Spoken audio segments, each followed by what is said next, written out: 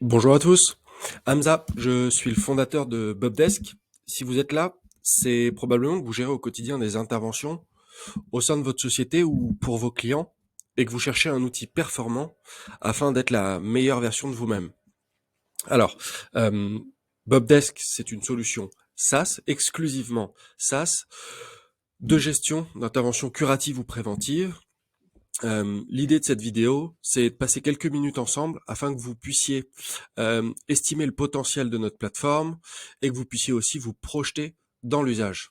Si vous le voulez bien, eh bien, commençons. Vous êtes actuellement sur l'interface donc d'un ou d'une responsable maintenance, évidemment. Enfin, ce serait du coup celle que vous verriez au quotidien. Aussi celle qui est la plus complète. Vous voyez, sur la gauche, on a donc des menus présentant les différents modules que vous pouvez activer ou désactiver directement depuis les paramètres. Donc je vais vous montrer. Vous allez dans fonctionnalités et vous allez pouvoir cocher ce qui vous va bien et ce dont vous n'aurez globalement pas usage. Donc là, j'ai laissé les fonctionnalités les plus usitées et on va les parcourir ensemble un peu plus tard. Alors, on va commencer par les bases de données. Globalement, vous réalisez des interventions.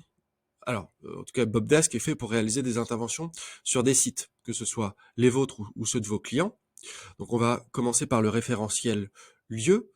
Vous allez pouvoir avoir accès à la liste des lieux, et lorsque vous cliquez sur un lieu, vous allez avoir accès à sa fiche. Vous voyez que sur la fiche, il y a des champs, il y a aussi des onglets qui permettent d'accéder à des champs.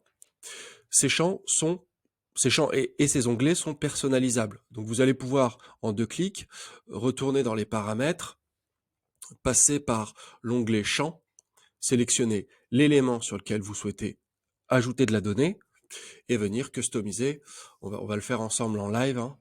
Je vais dans lieu et je peux sélectionner une section que je vais appeler par exemple coordonnées. Je l'ajoute.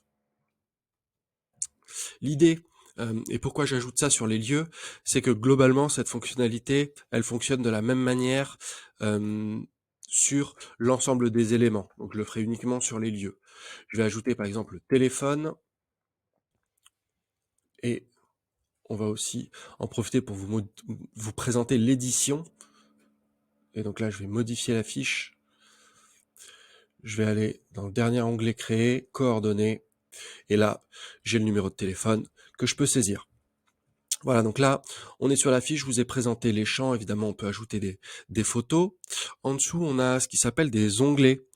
Donc vous allez avoir la possibilité de visualiser le positionnement du site sur une carte, pouvoir subdiviser votre site en sous-lieux avec une arborescence infinie. Donc vos sous-lieux peuvent avoir des sous-sous-lieux et ainsi de suite. C'est particulièrement utile, alors c'est très utilisé, et c'est particulièrement utile si vos sites font une certaine taille. Vous disposez de grands magasins, d'entrepôts logistiques ou de bâtiments, c'est quasiment une étape obligatoire. On va passer ensuite aux documents. Là-dessus, vous allez pouvoir stocker tous les documents relatifs au lieu. Et de la même manière, si vous avez des sous-lieux, ben vous avez les mêmes onglets. Donc, vous pouvez stocker des éléments, des documents liés au sous-lieu ou au sous-sous-sous-lieu. Voilà, vous avez compris. Je n'insiste pas plus. Ici, vous allez pouvoir créer la liste des équipements, enfin consulter du moins la liste des équipements. Le prochain élément que je vous présente, c'est les équipements. Donc, je n'entre pas dans le détail ici. Liste des interventions, liste des maintenances. Vous allez aussi pouvoir, alors équipement, intervention, maintenance, j'y reviens juste après. Donc je vais vous présenter les garanties. Donc vous allez avoir la possibilité de créer des garanties portant sur un lieu, de la même manière sur un équipement. Et donc là, on va typiquement créer la garantie classique, garantie de parfait achèvement. Je vais définir une durée et une date de début de validité. Si la garantie est active sur une demande d'intervention, vous verrez une petite mention apparaître. Je vous la présente sur les interventions juste après. Donc là, on a la GPA qui a été créée. Vous allez avoir les baux. De la même manière, vous pouvez indiquer une début de bail, enfin, une date de début de bail, ainsi qu'une durée. Ça va venir vous calculer une date de fin et la possibilité de définir des alertes. Et enfin, dans utilisateur, vous aurez la possibilité d'ajouter des contacts sur place. Alors, les contacts sur place peuvent être de toute nature, hein. Ça peut être là où le responsable du magasin, ça peut être un ou une responsable régionale, par exemple, ou des contacts sur place tout simplement. Et ces utilisateurs, soit vous leur donnez accès à une interface, soit vous utilisez cet onglet comme un annuaire. Donc, c'est pour vous, vous stockez de la donnée. Je vous ai présenté les lieux, on va passer aux équipements. Donc là, sur la partie équipement, de la même manière, vous avez la liste ainsi que la vue. Je rentre pas dans le détail cette fois-ci, vraiment on reprend la même chose. Champ, photos, sous-équipements, documents, QR code, spécificité des équipements, on l'aura bientôt sur les lieux. Garantie, intervention, maintenance et stock. Alors ça c'est une particularité, dans Bobdesk vous allez pouvoir imputer, ou en tout cas dans un premier temps, créer des références et venir associer ces références à des équipements ou à des lieux. Exemple, des filtres particuliers pour la climatisation ou encore des courroies pour un moteur. Eh bien, vous allez pouvoir créer la courroie, indiquer qu'elle est utilisable sur 3 des moteurs et on viendra ensuite dans les interventions venir imputer ce stock en fonction de la consommation effective. Voilà pour les équipements. On va passer ensuite aux intervenants. Donc, dans Bobdesk, vous allez avoir la possibilité d'avoir 2 types d'intervenants, des techniciens ou des prestataires. Je commence par technicien. Donc, ici, on a Marc Julien. On lui a défini une zone d'intervention internationale, mais c'est une caractéristique que je peux venir éditer et je vais vous la présenter, notamment si vous gérez des sites, enfin des multisites sur un territoire diffus, vous allez pouvoir définir des zones d'intervention, vous voyez, international, national, ou alors par département. On a aussi quelques pays, donc vous pouvez aussi gérer ça au niveau européen ou voire même international. Vous allez pouvoir définir aussi le rôle, donc un rôle précis correspondent des autorisations, donc là des permissions. Donc vous voyez que le chef d'équipe ici a 38 permissions, je vous montrerai juste après comment venir éditer ces permissions. Donc là j'ai la fiche de Marc Julien, je lui ai créé une interface, donc lui permettant de visualiser, d'interagir, de terminer les interventions. Encore une fois, ça va dépendre des permissions que je lui ai accordées. Mais globalement, les techniciens et les entreprises, si vous leur activez une interface, ils vont avoir exactement la même interface que vous. Donc ce sera assez facile pour eux de la prendre en main parce que celle-ci, elle est assez facile à prendre en main.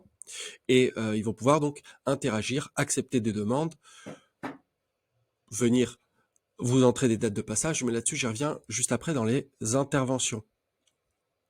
Donc là, vous êtes sur la fiche de votre technicien. Vous allez pouvoir visualiser les interventions en cours ou clôturer la liste des maintenances, voilà, ainsi que des automatisations. Alors, les automatisations, c'est une des fonctionnalités les plus utilisées. En fait, les automatisations permettent d'assigner, c'est-à-dire d'affecter automatiquement la demande d'intervention ou le ticket à un prestataire ou d'automatiquement la proposer. La différence, c'est qu'ici, le technicien ou le prestataire n'a pas le choix que d'accepter. Enfin, en fait, on lui attribue. Et dans proposition, il ou elle a le choix de dire qu'il l'accepte ou qu'il refuse et d'ajouter un commentaire. Donc là, en l'occurrence, on va indiquer que Marc Julien recevra ou on attribuera automatiquement les interventions en adhésivage sur les lieux suivants. Donc je vais pouvoir sélectionner soit quelques lieux, soit sélectionner juste au-dessus tous les lieux. Donc là, je vais attribuer ces interventions à Marc Julien et j'enregistre. Voilà, donc désormais, si je reçois en tant que responsable maintenance une demande d'intervention, elle sera automatiquement, après validation, transmise à Marc Julien. Voilà pour les techniciens. Pour les entreprises, c'est exactement la même chose. Donc je ne vais pas rentrer dans le détail, mais je vais vous présenter par exemple la société TFK. Donc je vais pouvoir ajouter des commentaires, visualiser les interventions, maintenance, automatisation et contrat. Effectivement, si c'est un prestataire externe, à la différence d'un technicien, j'ai la possibilité de définir si le contrat est en cours, proche de sa date de fin ou échu. On va passer ensuite aux utilisateurs. Donc les utilisateurs, je vous en ai parlé lorsque je vous ai présenté les lieux. Globalement, ici vous allez avoir la liste, à savoir qu'un utilisateur, et c'est le cas par exemple ici de Julia, peut être associé à un ou plusieurs lieux. C'est notamment le cas des responsables régionaux. Voilà. Alors, on va passer ensuite aux interfaces. Donc, je vais vous montrer l'interface que Julia pourrait avoir, par exemple. Je vais me connecter à l'interface vendeur-vendeuse. Vous verrez. Donc ça, c'est une interface qui nécessite donc une connexion. Je vous présente juste après l'interface publique qui permet à tout un chacun de pouvoir créer une demande d'intervention. Donc vous voyez, sur cette interface simplifiée, eh bien, les collaborateurs TRIS ont accès aux interventions des lieux qui les concernent et ils vont pouvoir, en fonction des permissions que vous leur donnez, avoir accès et interagir. Et donc là, j'en profite, vous êtes désormais sur le ticket, la demande d'intervention. Vous visualisez pour la première fois une demande d'intervention. Alors, je ne vais pas entrer dans le détail ici. L'idée, c'était simplement de vous présenter une interface. Alors, je vais retourner sur donc le compte admin super gestionnaire et je vais vous présenter le deuxième type d'interface que sont les interfaces publiques. Donc, l'interface publique, c'est une page web, comme je vous le disais, qui permet à tout un chacun de venir créer une demande d'intervention sans avoir besoin d'être connecté. Ici, en copiant cette URL dans une nouvelle fenêtre de mon navigateur, je vais pouvoir créer une demande d'intervention et la retrouver depuis le menu intervention. Ça me fait ensuite la transition, une transition toute trouvée pour vous présenter les interventions. Donc là, ça charge un peu, j'utilise un plugin d'enregistrement d'écran qui consomme pas mal de bandes passantes. Donc si c'est un peu lent à l'écran, c'est plutôt normal. Enfin, du coup, c'est plutôt pas normal, et c'est pas le cas lorsque vous utiliserez le logiciel. Donc là, je vais définir un niveau d'urgence. J'ai la possibilité de créer des domaines. Donc là, on a des domaines qu'on peut venir éditer. Hein. Je vous présenterai peut-être ça par la suite. Donc là, les utilisateurs, en tout cas les collaborateurs autrices, peuvent créer des demandes. Ils ont accès depuis l'interface publique globale à l'ensemble des sites. Vous avez aussi la possibilité de mettre à disposition une interface locale qui, j'insulte pas votre intelligence, permet de créer une demande d'intervention sur un seul site. Donc là, sur Réaumur, j'avais défini des sous-lieux. Donc on donne à l'utilisateur la possibilité de sélectionner le sous-lieu en question. Et donc là, ce sera mon première intervention. Et qu'est-ce que je vais mettre? Eh bien, je vais mettre chauffage en panne. Chauffage en panne. Je vais entrer mon nom, mon prénom. L'email. Alors, l'email, ici, il est pas obligatoire. Enfin, je peux faire en sorte qu'il le soit. Mais l'idée, c'est, en fonction des configurations que vous allez sélectionner, vous donner la possibilité de notifier le créateur par email lorsque la demande d'intervention sera acceptée, planifiée, terminée. Donc à ces trois moments, on va notifier le créateur. Chauffage en panne, code erreur. B103, je peux sélectionner l'équipement qui est concerné et venir ensuite ajouter éventuellement une pièce jointe. Donc là, j'ai pas d'équipement sur ce site, évidemment. Et là, je vais pouvoir ajouter une pièce jointe. en essayant de sélectionner une pièce jointe. Voilà, donc je vais prendre celle-ci et je crée la demande d'intervention. Comme je vous le disais, cette intervention, on va la retrouver dans le menu Intervention.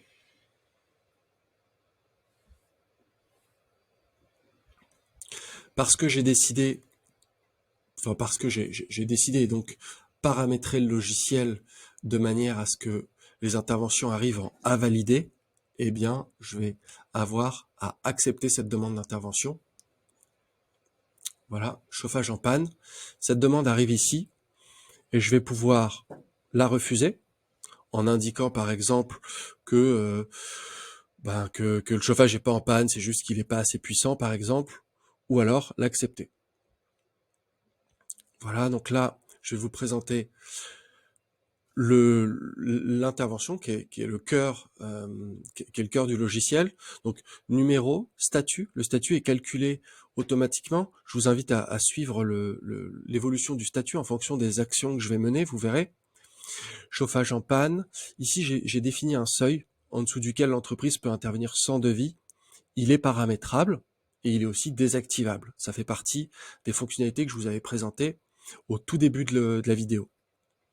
Ici, les informations sur la date et l'heure, le niveau d'urgence et le métier, la description, le lieu, le sous-lieu, avec éventuellement l'arborescence infinie que vous pourriez avoir ici.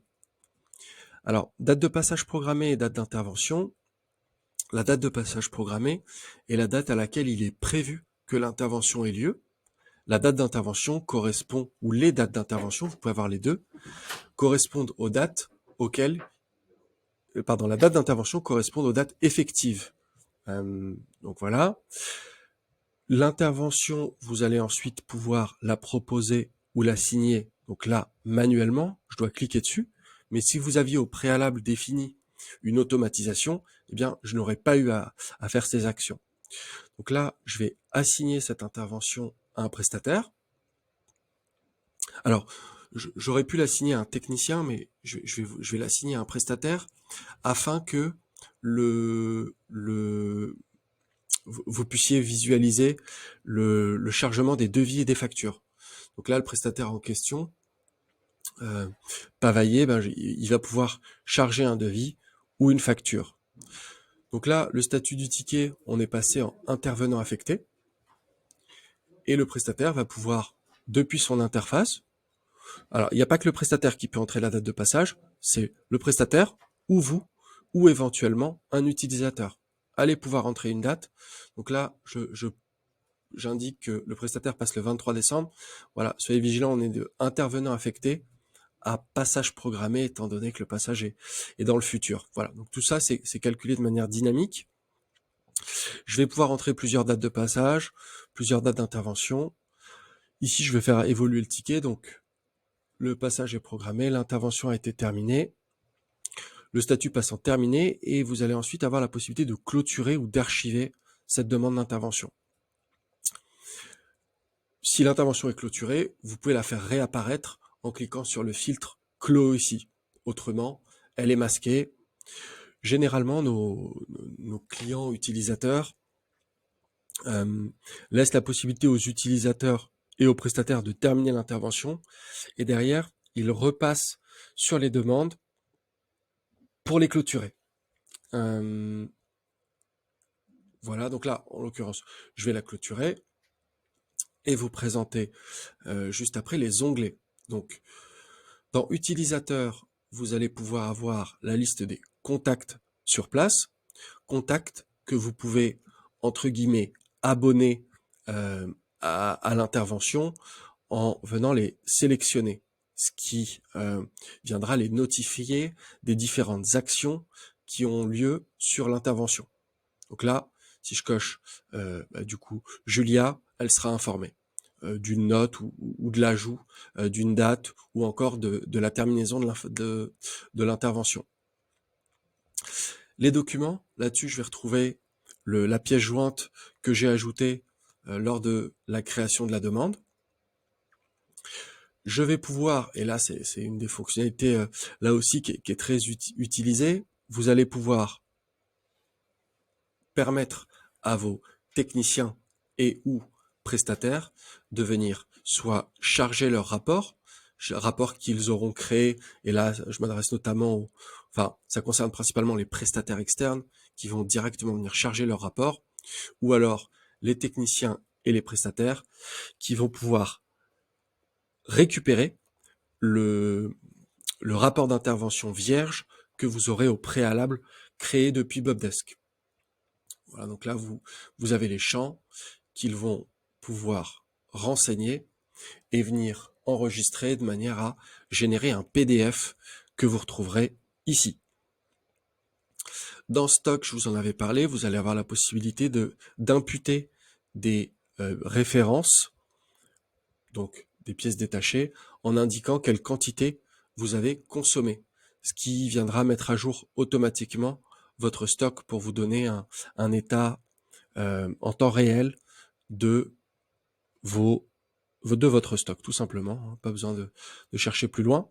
Dans données, vous allez pouvoir définir quelle est la typologie de l'intervention. Là, on est sur des demandes d'intervention, donc on suppose que vous êtes en curatif, et de base, vous serez en curatif, mais vous allez pouvoir éditer et ou créer de nouvelles typologies d'intervention. Ça se fait très facilement en 2 clics. On va enregistrer un montant d'intervention et éventuellement une durée. Voilà, pour donner. Ah oui, donner, vous allez aussi pouvoir, et du coup, je vous montre ça en 2 minutes, pouvoir activer notamment la fonctionnalité budget, qu'on va retrouver quelque part ici, évidemment. Alors, je vais juste rafraîchir ma page.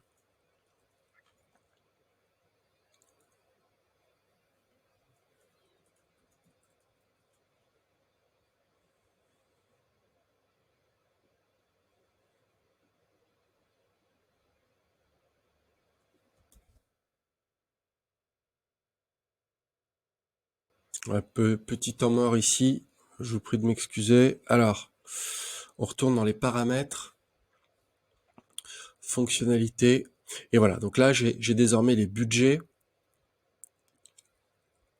et si je retourne sur l'intervention, je retourne sur l'intervention qui est clôturée. Vous voyez, ça me permet de vous présenter l'affichage des interventions clôturées. Donc là, celle-ci, elle réapparaît. Chauffage en panne. Et je vais pouvoir venir dans données, imputer le budget que je choisis. Donc j'ai défini CAPEX, OPEX, travaux, test 3. Et je vais pouvoir indiquer quel est le montant, ce qui va me recalculer un montant de budget restant. Dans les notes, je vais pouvoir ajouter un commentaire et l'utiliser un peu comme un chat. Donc soit comme un bloc-notes, soit comme un chat avec 3 niveaux de visibilité, visible par tous. Donc là, le commentaire que j'ajoute ici est visible par tous. En interne, donc c'est tous les utilisateurs plus les techniciens. On exclut les prestataires externes. Et enfin, gestionnaire, je vais avoir uniquement les gestionnaires qui sont les utilisateurs qui ont accès à l'ensemble du logiciel. Dans lien, vous allez avoir la possibilité de visualiser les demandes d'intervention qui concernent ce lieu avec ce métier, ou les demandes qui concernent cet équipement. Donc ça vous donne un historique contextualisé des demandes d'intervention. Et dans associer, je vais pouvoir connecter des interventions entre elles. En somme, pour vous permettre de vous représenter un peu ce que c'est, l'idée c'est de créer une grappe de tickets. Et enfin, dans historique, je vais pouvoir visualiser tout ce qui s'est passé sur cette intervention. Sur l'intervention, j'ai la possibilité d'attacher des gestionnaires. L'idée, c'est d'affecter des responsables à cette demande d'intervention. Et je vais avoir différentes options que je vous présente ici, sans entrer dans le détail, je vous laisse consulter. Alors, ça c'est sur la partie curative. Je je vais m'arrêter là. L'idée, si vous avez des questions, vous n'hésitez pas, vous avez la possibilité d'approfondir euh, en planifiant un créneau pour une démo groupée ou alors un échange individuel. Je vous le redirai à la fin, mais là, vraiment, on parcourt assez rapidement les éléments. Il ne s'agit pas de faire une première présentation qui dure des heures. Donc là, on est sur la partie maintenance. Vous allez avoir la possibilité de définir un planning de vérification, euh, réglementaire ou non. On va créer ensemble une maintenance. Alors, sur une maintenance, vous allez avoir la possibilité de choisir deux modes. Un mode réglementaire ou un mode calendaire. Sur le mode réglementaire, généralement, on vient mettre tout ce qui est bureau de contrôle. Le fonctionnement est le suivant. Lorsque vous créez une demande d'intervention et que le passage est effectué, la prochaine période redémarre le lendemain de la date d'intervention. Donc en l'occurrence, votre bureau de contrôle est passé le 20 juin. Eh bien, la prochaine période démarre du 21 juin de l'année 2022 jusqu'au 20 juin de l'année 2023. Alors qu'en calendaire, en fait, vous définissez une période et celle-ci ne change pas. En l'occurrence, allez, un exemple, par exemple, vous demandez à un prestataire de venir tondre la pelouse en janvier, peu importe la date à laquelle il passe en janvier, bah, la prochaine période, elle démarre en février. Voilà, si j'espère avoir été clair là-dessus. Si c'est pas le cas, n'hésitez pas. Donc je vais sélectionner le mode le plus couramment utilisé. Et là, on va sélectionner donc une vérification périodique qui est le plus souvent annuel et qui porte sur des lieux. Donc là, je vais sélectionner deux sites. Je vais pas affecter, enfin, alors, soit on sélectionne les lieux, soit on sélectionne les équipements. Nul besoin de sélectionner les deux. Puis, si sur Réaumur et Bip j'ai le même prestataire, je le sélectionne ici. En l'occurrence, je vais pas le sélectionner pour vous montrer un peu plus. Là, je vais pouvoir aller dans les fonctionnalités avancées, associer à cette masse un gestionnaire qui recevra les notifications. Je vais pouvoir aussi affecter un métier. Là, je vais sélectionner un bureau de contrôle.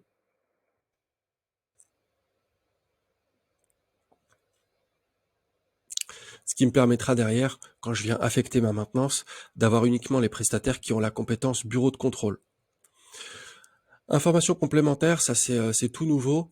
L'idée, c'est de vous donner la possibilité de stocker des informations qui seront sur le ticket et qui seront répliquées sur tous les tickets.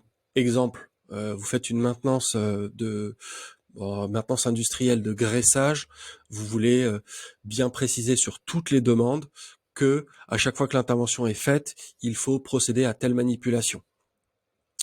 Et ce champ sera répété donc sur toutes les demandes d'intervention. Et là, enfin, vous avez des options qui vous permettent de réassigner automatiquement l'intervenant de la maintenance précédente à la nouvelle période, avoir une date à laquelle la maintenance passant à planifier, et enfin, avoir la possibilité d'être notifié. Alors, le gestionnaire et le technicien ou le prestataire seront notifiés à deux moments. Au moment qu'on appelle le rappel, qui est la date que vous allez pouvoir sélectionner ici, qui est X jours avant la fin de la période, ou au moment où la période est échue et que la maintenance est donc en retard. Donc là, je crée cette maintenance avec deux lignes. Donc ici, c'est le bord gauche, la date à laquelle la maintenance débute. Le bord droit, la date à laquelle la maintenance se termine. C'est donc après cette date que je suis en retard. Je vais pouvoir, en ouvrant la demande d'intervention, pouvoir venir éditer la date de début de période, ce qui va avoir pour conséquence de décaler vers la gauche ma période. Vous voyez que c'est effectivement le cas ici. Ce qu'on va faire, c'est que on va vous présenter le comportement de cette fonction maintenance. Donc, je vais pouvoir entrer une date de passage programmée. Ici, vous voyez que elle débute le 7 septembre 2022 pour se terminer. Enfin, en fait, la date limite, c'est le 7 septembre 2023 et on va, après avoir assigné un prestataire, aller renseigner une date pour que vous puissiez voir comment se comporte le logiciel.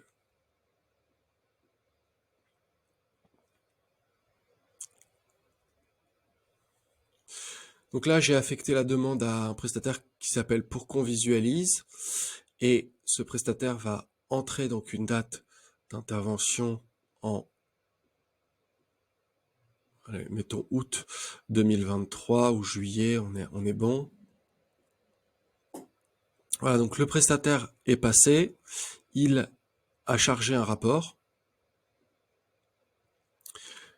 et lorsqu'il charge un rapport, il au sens le prestataire ou vous, allez pouvoir définir s'il y a des levées de réserve à effectuer, quelle est leur criticité, et si vous souhaitez créer un ticket de levée de réserve. Donc là, je vais charger un rapport qui sera la même photo que précédemment. Et donc, je vais créer, voilà, ma réserve. Je vais ensuite terminer la période, mais avant cela, je vais vous montrer que dans le lien, vous allez désormais avoir un ticket associé, de levée de réserve, et vous allez pouvoir depuis un autre menu suivre l'avancement de vos tickets de levée de réserve. Donc là, c'est un peu lent. Bon, j'y reviens juste après. On va terminer la période, la clôturer, ce qui va avoir pour conséquence de recréer le ticket de la période suivante. Je vous montre ça juste après. Donc là, je reviens sur mon calendrier et vous voyez que la maintenance était prévue pour septembre, mais j'ai fait mon intervention en juillet, donc la prochaine période redémarre à partir de juillet. Étant donné que ma première période est toujours impactée par une réserve, toujours en cours, eh bien j'ai cette couleur qui reste. Une fois que la réserve est levée, comme vous avez pu le voir précédemment, le fond du ticket passe en bleu nuit, en noir. Je profite d'être ici pour vous présenter donc la date de planification. À cette date, la maintenance est à planifier. Si c'est par exemple vos techniciens qui réalisent la maintenance, ici vous allez avoir la date de rappel que je vous ai présentée dans les paramètres, et enfin la date de retard qui génère l'envoi d'un email. Donc là, je pense que vous avez compris le fonctionnement du calendrier de préventif. Je reviens rapidement sur la liste. Donc vous allez avoir la possibilité de créer autant de générateurs que vous souhaitez, portant sur soit des lieux, soit des équipements. Je vous ai présenté les réserves sur les rapports. Ici, vous allez avoir la possibilité de suivre l'ensemble des réserves qui sont en cours en créant, par exemple, en venant, par exemple, sélectionner tous les tickets sur lesquels vous avez des réserves. Voilà, vous allez pouvoir visualiser les rapports qui ont été chargés, éventuellement ajouter des commentaires, et enfin venir lever la réserve une fois que le ticket de levée de réserve est traité. Vous disposez aussi d'un tableau de bord vous présentant toute une série d'indicateurs sur votre activité. Ces indicateurs sont classés par domaine, donc vous avez des statistiques qualitatives et quantitatives relatives aux interventions, à la performance, donc ce sont les délais de traitement. Ici, on a par exemple le temps moyen de résolution par niveau d'urgence et par mois. Vous allez avoir des statistiques concernant soit les budgets, soit les dépenses, présentées par typologie, par métier. Ici, notamment, vous allez avoir un top 10 des lieux sur lesquels vous dépensez le plus ou sur lesquels vous faites le plus de chiffre d'affaires en fonction du côté auquel on se place, du côté duquel on se place. Là, vous allez avoir des stats sur les intervenants. Allez, je passe assez rapidement sur les équipements et éventuellement votre consommation de pièces détachées. Pour ceux que ça peut intéresser, donc là je vais plutôt m'adresser aux donneurs d'ordre, à ceux parmi vous qui gèrent leurs interventions pour leur propre société. Donc je pars en scène dans le retail, sièges sociaux, entreprises avec des bureaux ou chaînes de restauration.